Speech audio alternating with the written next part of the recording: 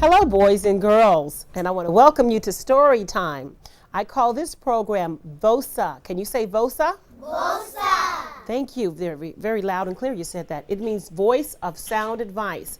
And we have voices of sound advice in our teachers and our parents and our ministers, but even in our books, they have good morals and the stories have lessons to tell us. And anytime you hear something that is good for life and a good thing to do, it's VOSA. It's a voice of sound advice.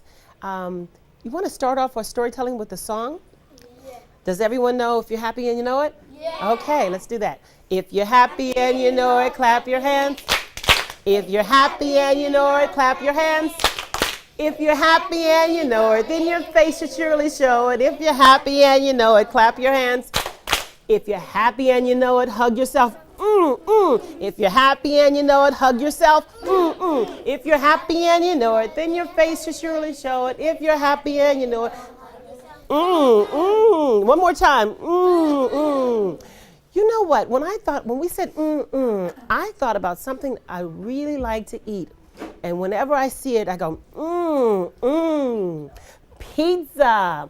I love pizza. Let me tell you about a story how pizza came into being. Now, long time ago in Italy, in a small village, there lived people that didn't have a lot of money.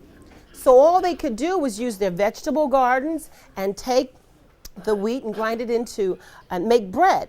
And then they would bake this bread with some oil, olive oil, and they would put fresh vegetables on it. And that's really how the first pizza really came about. It was just bread with fresh vegetables and tomato sauce and pizza. So that's what they called pizza.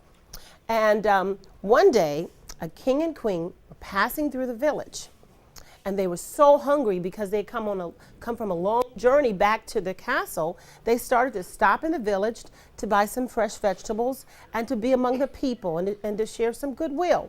And when they stopped, the queen went over and she saw the kids eating this pizza. And when they were eating the pizza, they were singing a song. Do you know what that song was? Yeah. Let's go.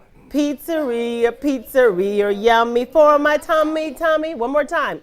Pizzeria, pizzeria, yummy for my tummy, tummy. So she heard them singing this song and they were so happy and they were eating this pizza and she was so hungry. She decided to take a piece and she loved it and it was so good. Well, then they went back to the castle, and in the castle they had steaks and shrimp and their cook made all this wonderful food. But there was no pizza because the people in the village known as the peasants were the only ones eating this pizza. So she had to sneak out of the castle at night down to the village to eat the pizza because her husband didn't want her traveling along and he didn't want her eating what he thought was not good food for her. He wanted her to eat rich food, but she wanted that pizza because it was so good. And as she was sleeping at night, all she could hear was this song that went like this. Pizzeria, pizzeria, yummy for my tummy, tummy. And so she started to sneak out that village. And she disguised herself so she wouldn't look like a queen. And she took off her fancy dress and her gold and her diamonds. And she went down there with the people and she ate pizza. Oh, she ate pizza till she was so full and it was so good. And the people danced and it was just a lot of merriment. And then she snuck upstairs, snuck back up the hill, and she went to sleep in the castle. And the king didn't know anything about it. But at least once a week, she would sneak down there and eat that pizza. And one day, he saw her slip out of the room, and he followed her down to the village. And he saw with the families and everybody singing and dancing, and they were eating pizza, and they were singing what? Pizzeria, pizzeria, yummy for my tummy, tummy. And he said to her, "You're the queen and you're down here in the village. How does that make me look like a king? I'm rich. I can give you anything in the world. If you want pizza, I will have pizza places in our castle and all over the world." And at that time, it was just pizza with fresh vegetables on bread. And now, since the king had all this money, he decided, let's put meat on the pizza. And so they started putting sausages and all types of things on the pizza. And the pizza went all over the world. And that's why we have pizza today. Everybody likes pizza? Yeah. One more time on the song. Pizzeria, pizzeria, yummy for my tummy, tummy. In America, where we live, we have people of all cultures, and every culture, every ethnic group has brought to us some special food. Like the pizza came from Italy. And then we have Chinese food. You like tacos? Yes. That's from Mexico. So we are richer as a country because of the diverse cultures. Can everybody say the word diversity? Diversity. Diversity makes us a rich culture because we have music and different types of food from different ethnic groups, okay? So I want you to remember the word diversity because it makes us stronger as a country when we learn to accept differences. The next story I'm going to tell you uses the term personification. Can you say personification? Personification. And that is a literary term where we take an animal and we give him human characteristics. We have him walking and talking like a human. And so whenever you read a book and you see an animal who's walking and talking and thinking like a human and has human characteristics and qualities, that word is called personification. Can you say it again? Personification. Well, this story is an example of personification. Once on a farm, there was an eagle. And an eagle dropped her egg, and the chicken saw the egg laying there, and this big chicken, she moved it with her other eggs, and she sat on this she sat on this egg to protect it. And one by one, the eggs would hatch, and as each egg hatched, and they were yellow and fuzzy little chickens, but when this egg hatched, he looked different. He looked different because he wasn't a chicken, he was an eagle. So we called him an eaglet, okay? Well, anyway, as time went on and the chicken started getting bigger, his beak was shaped differently like a chicken, and his color was different. You know what his color was? Gray. And the other chickens were yellow or white. And so they teased him because he was different.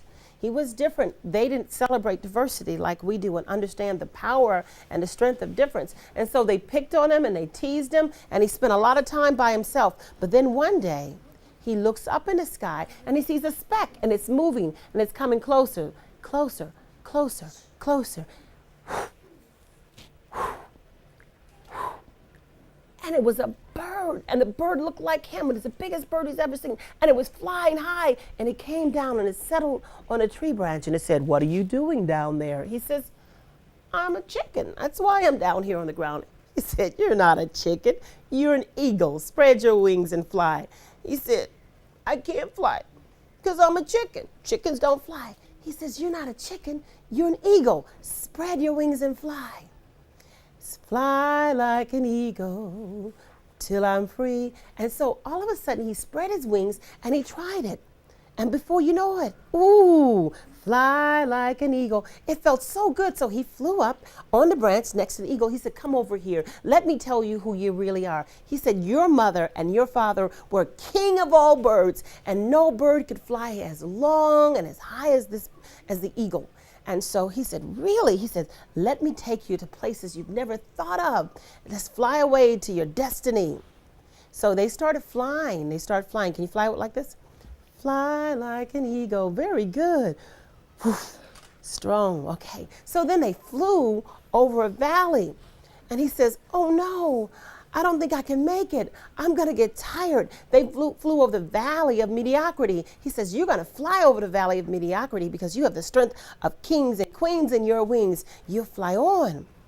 And then they flew and they saw a big mountain that loomed straight in front of them. And he got really scared. He says, "Oh no, I'm going to crash. I won't be able to fly over the mountain." He says, "You're going to fly over the mountain because you have the strength of kings and queens in your wings. Fly on." And before you know it, he flew over the mountain and flew over the mountain. Then he flew down, back down to the farm. And everybody saw the eagle they thought was a chicken flying. And you know what? They started flapping their wings and clapping. He said, "Look at him. He can fly." And they appreciated his difference when he learned to celebrate it himself. See, sometimes they don't understand your difference. But when you can accept yourself and you celebrate your difference and you're comfortable in who you are, sometimes they become more comfortable with you. So a lesson we learned today was about the word personification. It's a literary term, and it's when animals, you give them human characteristics. But the most important word you learned today was diversity. Can you say diversity? Diversity. And it's like understanding that people are different, they act different, they eat different, and it's okay. Difference is our strength in the United States of America. I want to thank you. Can we end our story time with a song, and it's called Cheche Kool-Aid.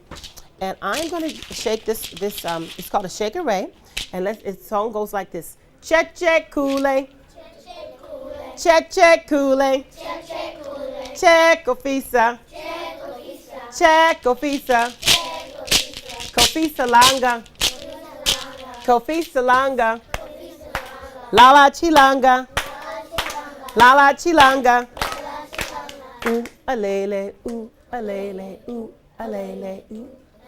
Cheche Kool-Aid, Cheche Kool-Aid, Checo Fisa, Checo Fisa, Kofisa Langa, Kofisa Langa, Lala Chilanga, Lala Chilanga, ooh alele, ooh alele, ooh alele, ooh. You guys were great. I want to thank you. You were so good. Thank you for listening to VOSA. And a lesson we learned is about accepting difference. That's called VOSA, a voice of sound advice. Can everybody go, VOSA?